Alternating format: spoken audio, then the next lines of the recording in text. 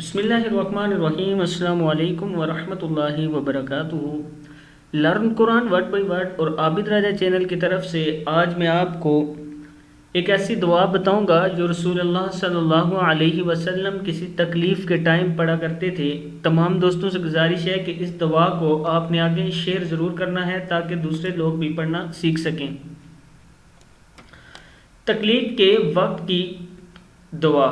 ابن عباس رضی اللہ تعالیٰ عنہ سے روایت ہے کہ رسول اللہ صلی اللہ علیہ وسلم تکلیف کے وقت یہ دعا پڑھا کرتے تھے۔ لا الہ، کیا ہے؟ لا الہ الا اللہ رب السماوات ورب الارض ورب العرش ورب العرش الکریم۔